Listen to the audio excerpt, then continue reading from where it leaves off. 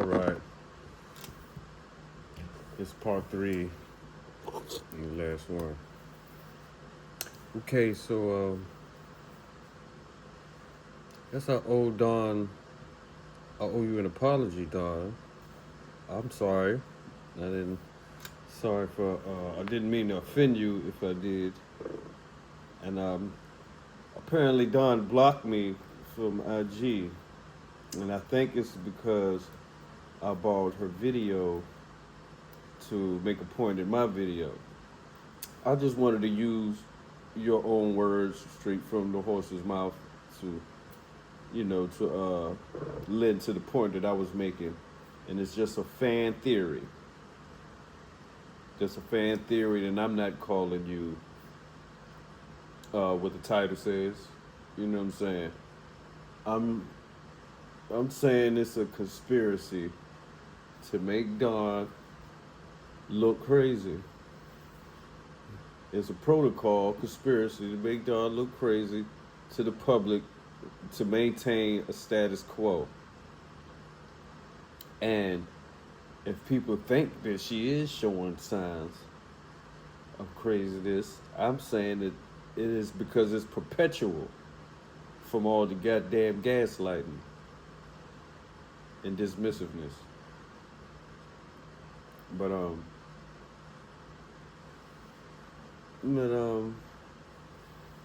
yeah, let me get that out the way. I still want to bring everything to a summarized point, a conclusion for the understanding. And we can start off this beautiful story. You know what I'm saying? I'm gonna segue back into it and get the thoughts together. It'll be better if you're signed directly to the label. Once Tommy and Denny were out of the picture and the record company was in control, That's when things started fracturing. The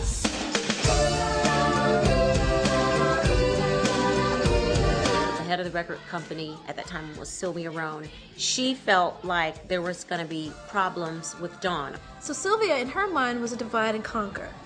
I want to get Dawn and Terry distracted, keep these other two hoes over here broke. it was supposed to be another EnVouge album. That didn't happen. It turned into my CD. Terry, how can you stay in the studio when you know we had a plan? We didn't call her on that enough. And I said, look, I have bills to pay. Well, we all had bills to pay. Dawn wanted to go in a different direction. There's differing opinions on why Dawn left and why Terry went to do her solo album. I was in agreement with, what they wanted to do, just not how they wanted to do it. Sylvia Rohn wanted an agreement from us that we were gonna honor our contract. Commit to doing this work with us for 2 years, put everything on the back burner. And she said, when can you let me know if you're going to be in the group or out? And I said, you know what? If you need an answer, I'll give it to you right now. I'll tell all of you. I'm out. And that's when it fell apart. She decided, okay, I can't do it. I can't stay. To make a long story short, the record company said, you know what? We're gonna let you girls go. Bye-bye. And I do believe that had we stayed a foursome, we would have continued on to even greater success. What's the procedure when you're being robbed?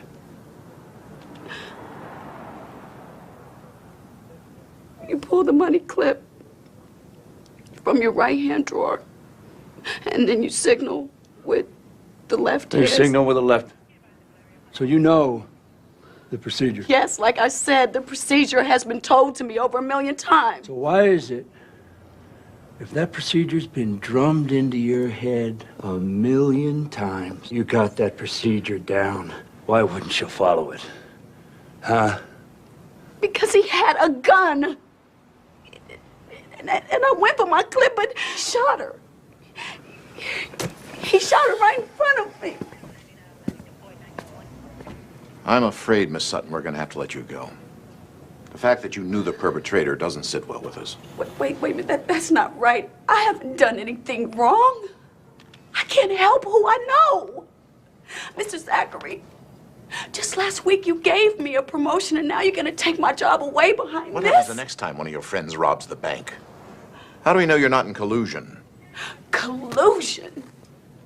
Let me tell you something. I am here at 8:20 sharp every morning. I work my ass off until quitting time. Yesterday, I counted $240,000 by hand for you. That's how you should know. I mean, come on, this is just not right. I nearly got blown away in your tired-ass fucking bank. And you gonna fire me? Calm down. You can't even wait.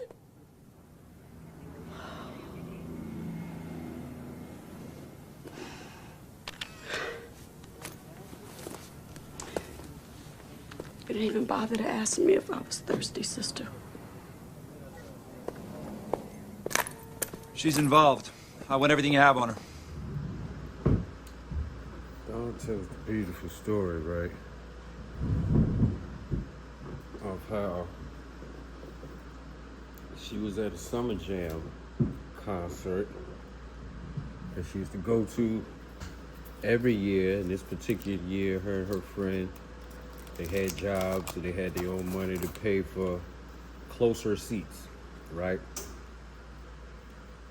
And I forgot how she said she met an associate of Denny and Tommy. I believe, if I'm telling the story right. She met an associate that asked her if she modeled. She was like, no. Then they asked her if she sing. And she was like, yeah. And they got to rapping. And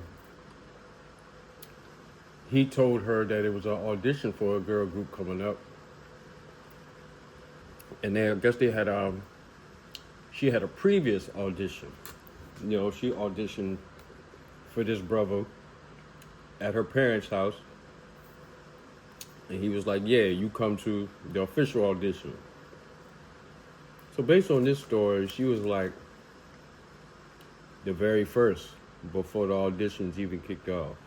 You know what I'm saying? So this is a beautiful part of the story to show like destiny. If you used to make this movie, like an EnVouge movie, it started off with Dawn.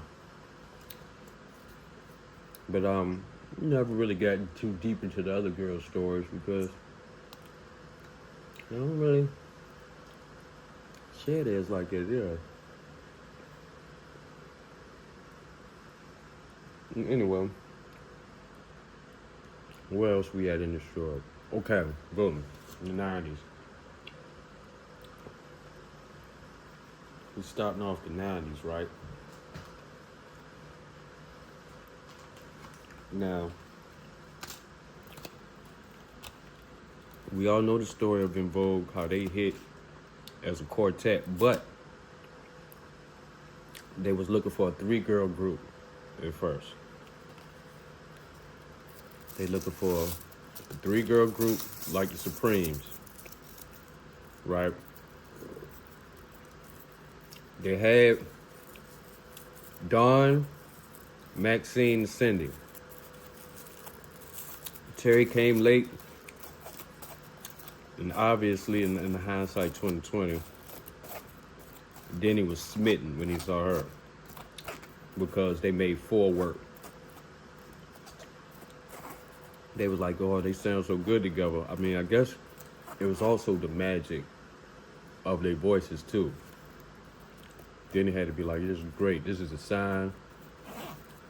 We keep her around. Talking about Terry. So, for multiple reasons. Here we go, Terry. Multiple reasons.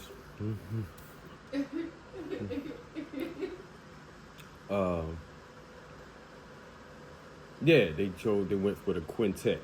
And a quintet, that's some old school stuff. That comes from like an old world, right? Our grandma was in a quintet. She said they was good. But that's where that a cappella come in at.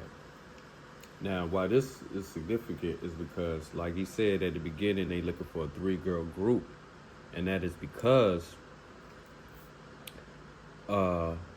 starting off in the 90s, you see Daylight came out in the 90s with their album 3 Feet High and Rising. And they told you that 3 is the magic number. So if you look at all the groups of the 90s, they were in 3s.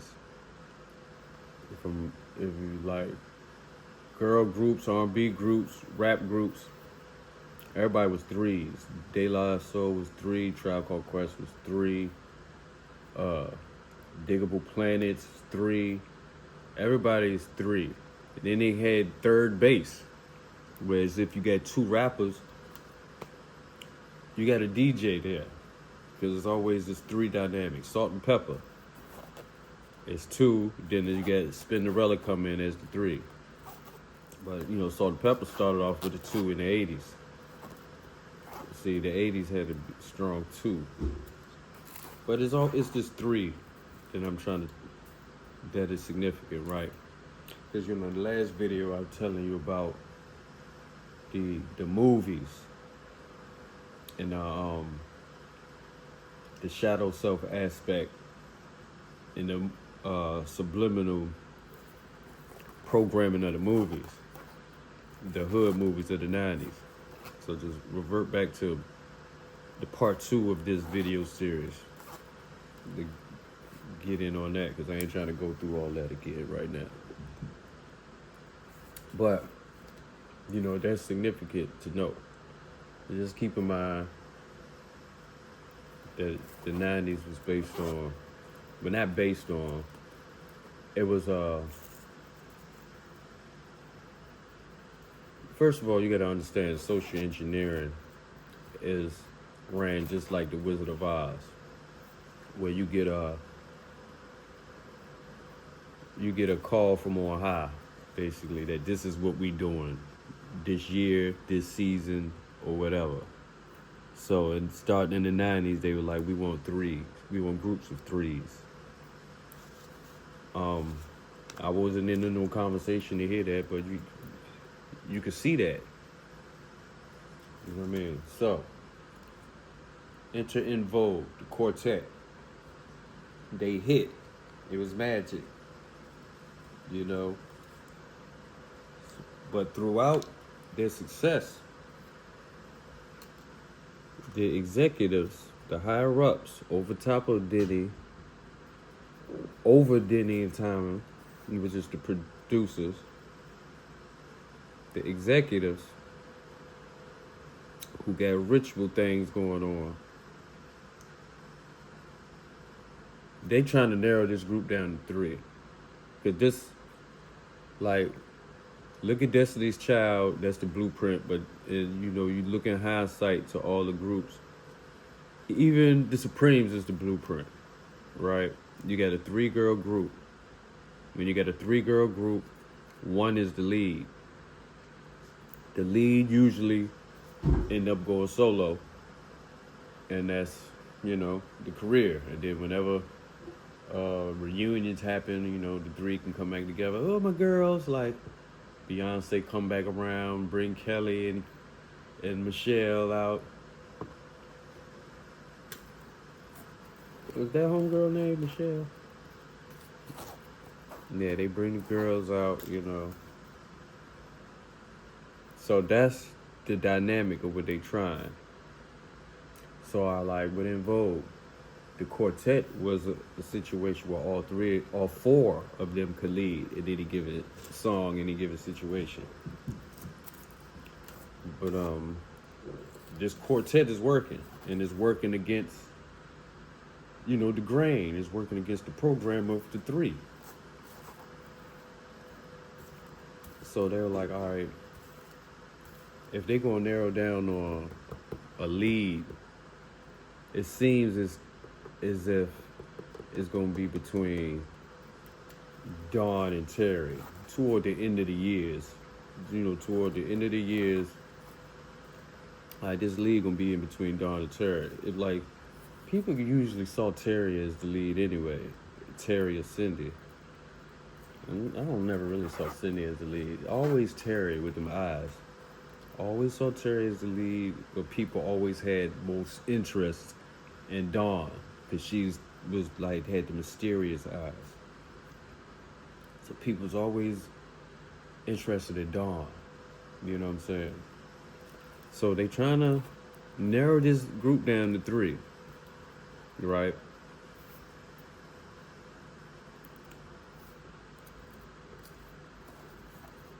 trying to narrow this group down to 3, and that's why I put in.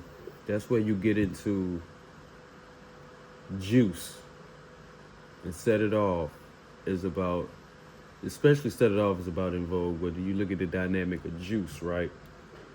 The lead, the potential lead, is interchangeable. Whereas I said Dawn was Juice, Dawn was GQ. I mean, but in the shadow self aspect of what's going on, she could also be seen as Bishop, more so as Bishop, as far as her unwillingness to compromise. Because we talking about the name of the game is to stifle or keep the shadow self from coming out in dominance. So the thing is about how we wear a mask to maintain status quo.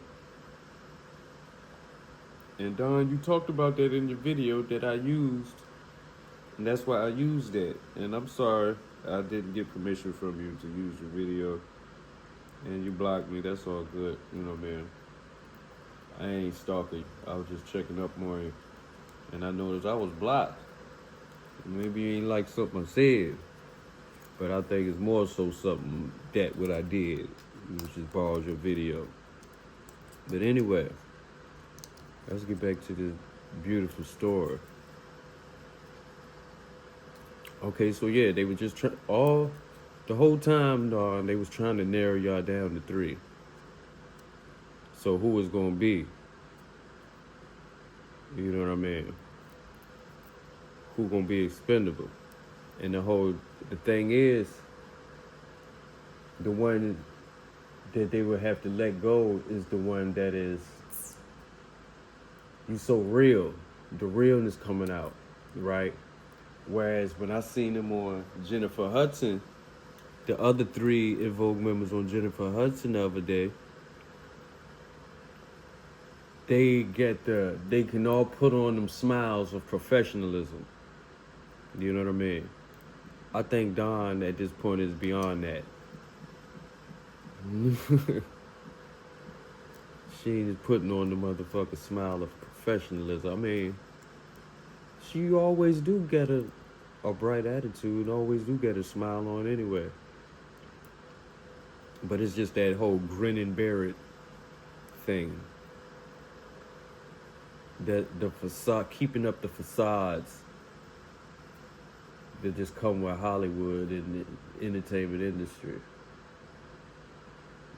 She's more so into her real self. And that's what we talking about with the shadow self coming out in dominance.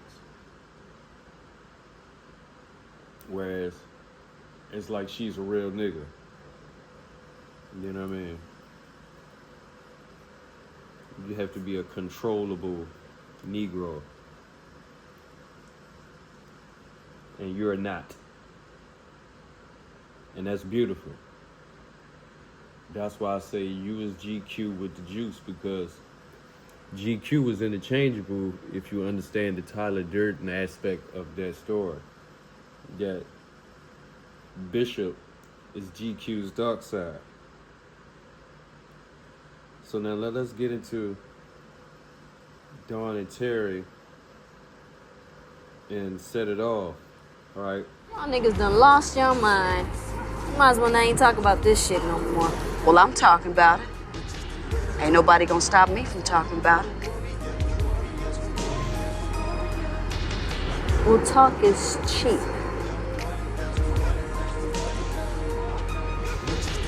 Nigga. Wait, I mean, you know. At first we were saying that Dawn was Jada Pinkett's character, and all the girls are aspect of her psyche. That was kind of a psychological point that I was making, that is something that's being presented to us, right? I would have to go in on that again. Like, I just hope you understand where I'm getting at with that one. It was too hard to explain. But look at the end of Set It Off like this. The other two girls, they get killed. Kimberly Elise, Queen Latifah, they get killed. So then you got Vivica Fox and Jada Pinkett, which is Dawn and Terry, right? Dawn is more, I say Dawn was Jada Pinkett because Dawn is the protagonist in of sorts, right? But if you look at the story of how the industry chose Terry, look at the story how the industry and the label chose Terry. So that would make Dawn Vivica Fox in the movie, and Terry goes on to go solo. You see what I'm saying? Because in the 3-girl group, the lead is going solo. You know what I mean? The other 2 is just going to go into oblivion, right? And that, fortunately for the other 2 girls, fortunately for the other 2 girls, that shit ain't work. That's why they still touring. That's why they still touring to this shit today, to this day. The people, so I got an argument against that. They were trying to say, well, I think you already heard me say that, so I just wanted to touch on that. Set It Off is about EnVouge.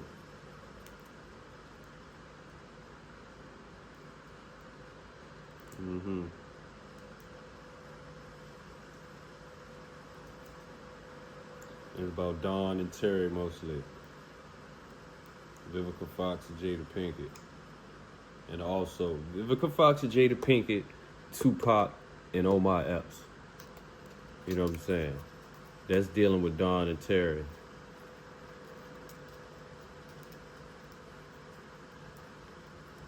I'm dealing with Dawn and Terry. And like I said, Dawn got the juice. And Terry got the juice. The Dawn attitude was more like Bishop. Like, we ain't shit. We ain't shit. Man, what's your problem? You my fucking problem! People sweat us on the street and you don't even give a fuck! I think you're exaggerating. That's bullshit, man! We run from the cops, we run from Rodamans, we run from security guards, we run from old man Quills in this fucking bullshit store when he come with that bullshit gun. All we do is fucking run! Feel like I'm on the goddamn track team. I'm serious. What's the matter, Raheem? Nothing to say? That's because you know I'm right. In your heart, you know I'm right. Yo, big man, if you want respect, you gotta earn it. You damn right.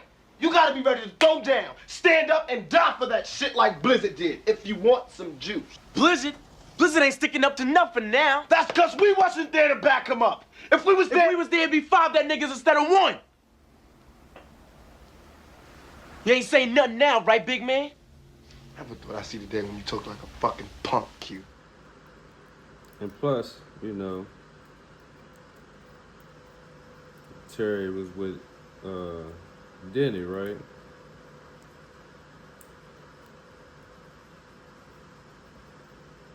That part is like, come on now.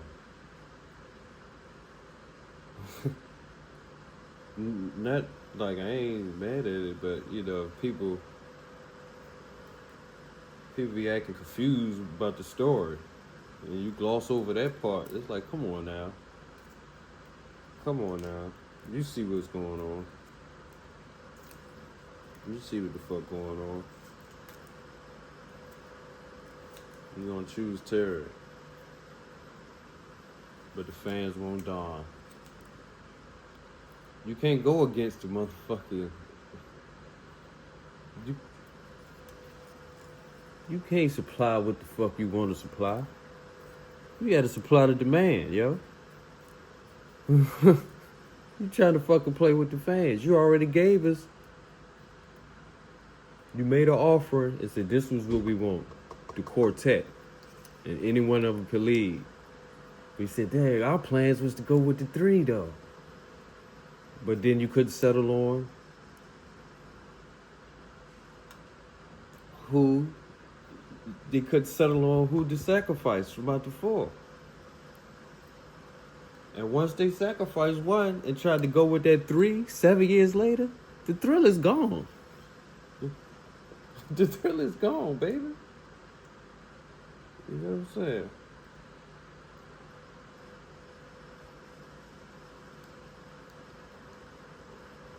And I want to get back to this gaslighting too.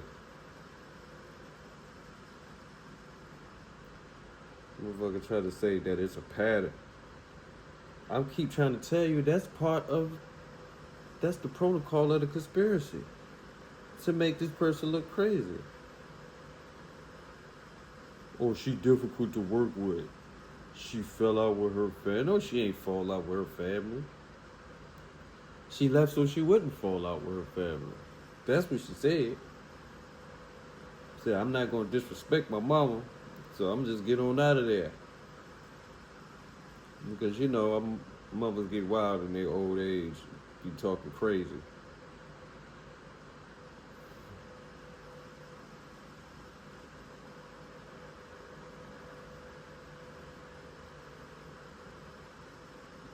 Mm-hmm. But then with the Lucy Pearl, the whole thing that was sold to the public was the 90s is over. Fucking Tribe. The 90s is over. Tribe Called Quest kind of broke up. EnVouge broke up. Tony. Everybody ain't quite broke up, but they run was over. So once they Lucy Pearl formed, that was like, oh, that's beautiful. That's perfect. Great idea. They did that, and it was a hit. And they had great music, and people liked it. My cousin used to bump that shit all the time. And they looking for the sophomore album, the second album. And they tried to sell us some other bullshit. I'm like, what happened to Dawn? And then motherfuckers be like, she's a problem. But this is the part you don't understand. Right? Her and Raphael Sadiq, they go back to when they were 16, but they also got mutual associates in the industry as far as who they were signed to and the producers that they was under and stuff like that, right? She left that situation with EnVouge. It was basically bad blood between her and the executives. Whereas always gotta go to the analogy of pimps and hoes, because that's what the industry is doing. They pimping. So the other girls, they would be considered, these is good hoes. You know what I'm saying? They good hoes, loyal to the game. They're gonna do what the pimp tell them to do. You know what I'm saying? Whereas Dawn is what you would call a renegade. She's a renegade hoe. Want to go out and make her own money. You know what I'm saying? They want to bypass the pimping. You got to get them away from the good hoes.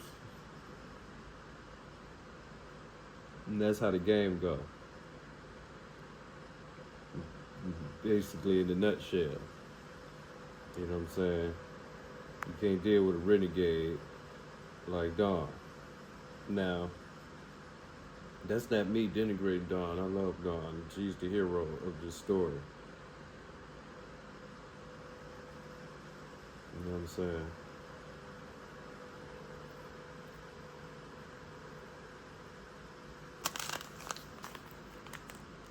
But that's the situation. And that's why they had to get rid of her. Because she's a cancer to a pimp.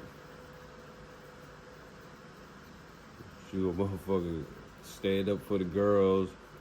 And said, right, follow me, you ladies.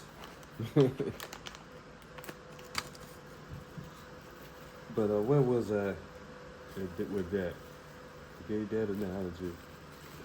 But yeah, like I said, the bad blood was like, they gotta show you who's boss. They gotta show you who got the power. So, the EnVouge shit ain't work. And they make something, she makes some work with Raphael Sadiq. And this is his idea. And they come together with something. And that's what artists do. Some shit that makes sense. We can come together, we gonna do it. But then the executives is like, no. That's against the program that we got. That bitch, she not allowed. They don't want Dawn to win. Because there's like, it's an ego thing. She is beating you. She outsmarted you. And if you don't,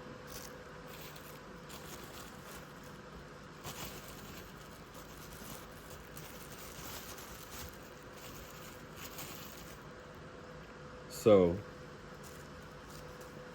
part of my theory is that why Raphael started to act funny, because Raphael got a phone call from mutual associates.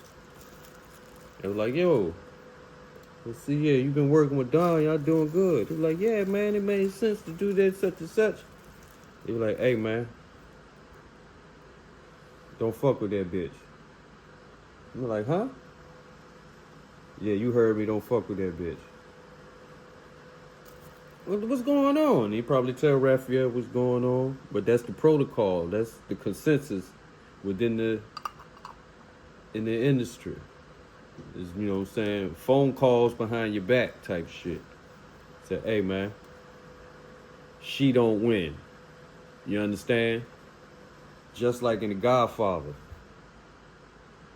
when they had a meeting about, he had a meeting with a director in Hollywood about their nephew. So yeah, well, you ain't putting him in the movie. And say, yo, he'll never work in this town again. He just got a vendetta against this person. And you got the power to hold him back. And they go like that all the motherfucking time. And the fans don't know what's going on. So the status quo is to call her crazy. And get everybody to believe this shit. So then I see motherfucking Joe Budden. These motherfuckers sniggling and giggling, calling her homeless. She homeless because she crazy or some shit. This fuck ass nigga was in the same situation. You know what I'm saying? She ain't never look as crazy as that nigga looked. She won't own no motherfucking drugs like him. How dare he sit there sniggling and giggling, saying people say she crazy. Your motherfucking ass crazy and was looking crazy, nigga. You been blackballed, so you know how the shit go, and that would let me know that, oh yeah, he the pod god. He found a nice niche in the YouTube. You know what I'm saying? So it was like, once the consensus in the record industry was that you not gonna win, nigga, he found a niche over here. And it was like, you know what? We gonna let you win over there. But you get out of line one motherfucking time, nigga. So you gotta go with the status quo and consensus. When somebody give you the motherfucking phone call. So yeah, we want you to denigrate a legend. You know what I'm saying? We want to go with this narrative that this person is crazy. We want you to lend to it because you got a microphone. So you want some Charlemagne the God shit, the fraud shit. You know what I'm saying? This nigga, Jay-Z blackballed his ass. He joined the group. Eminem threw you a lifeline. You fucked that up. You fucked that up. Nigga, if he want to sit there and motherfucker laugh at Dawn, nigga, go back and look at his past as a case study. He's way worse than her. There ain't nothing wrong with her. But he is whatever you think about Dawn, that's Joe Budden. This motherfucker, corny ass niggas can sit up there sniggling and giggling. Whatever stereotypical shit that y'all made up about Dawn, I'm telling you, that's Joe Budden all the motherfucking way. They put some motherfucking money in your pocket and you Sambo against somebody else. And that's you know what, he earned his spot in the podcast game, so I ain't trying to say that.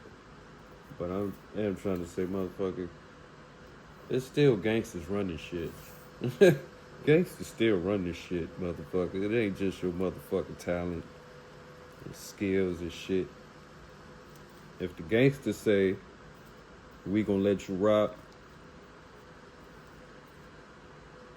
they gonna let you rock.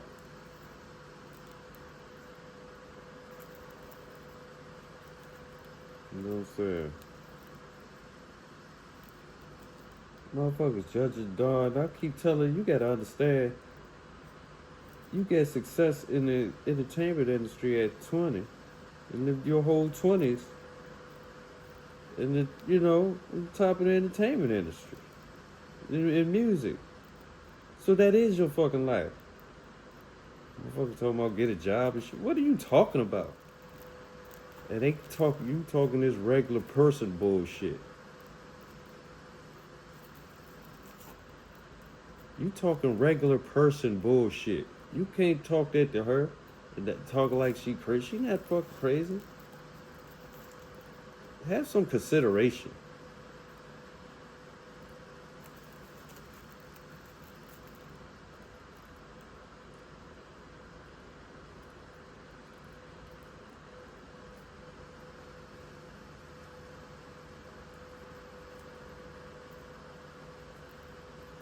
See, when you don't like, and another thing.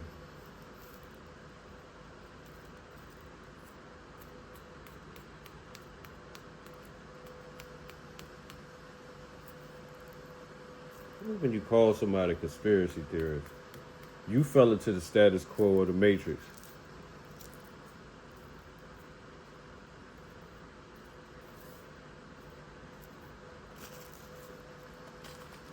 Well, some people can see plain as day the fucking, just all the tactics of the social engineering. It's right there in your motherfucking face in real time. And, okay, so I think I touched on some motherfucking points that I didn't touch in the part 2. You know what I'm saying? Set it off. Dawn and Terry, Vivica and Jada. You know what I'm saying? The soundtrack, the song is about the movie. And the movie is about the girls. It's about them. Because the movie is about them, about that money. You know what I'm saying? And TLC took it a step further. And they set it off for real. You fucking with guns and the executive, you gonna give us our motherfucking money. Everybody wanna be involved now. All this shit is relative. I saw them on Jennifer Hudson. Okay, who in the group has gotten in the most trouble? She's not here. Oh. I was like, I can't even see Dawn in that motherfucking pantsuit, the Easter Sunday pantsuit they was wearing. I was like, I don't think she'll wear that. She'd be like, you know what? She would probably dictate more if she's part of the group. You're like, nah, we wearing this. Well, we all gonna wear, so just wear your individual style. You know what I'm saying?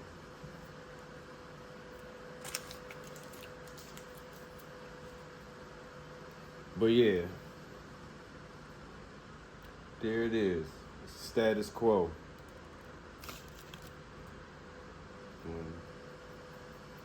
And I appreciate you, Don. I hope I haven't offended you in any way. And I apologize for taking your video. and using it, but I just wanted to present to my audience your words from your mouth, since I'm gonna be talking about you. You know, I ain't try to eat off you. I know how you feel about that.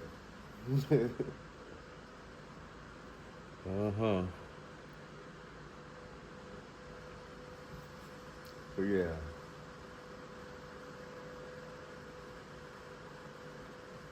Oh yeah. It was one more analogy,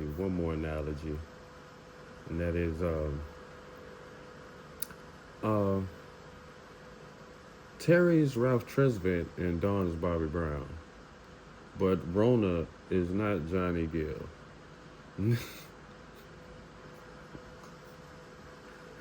Peace to all the girls, all their talent.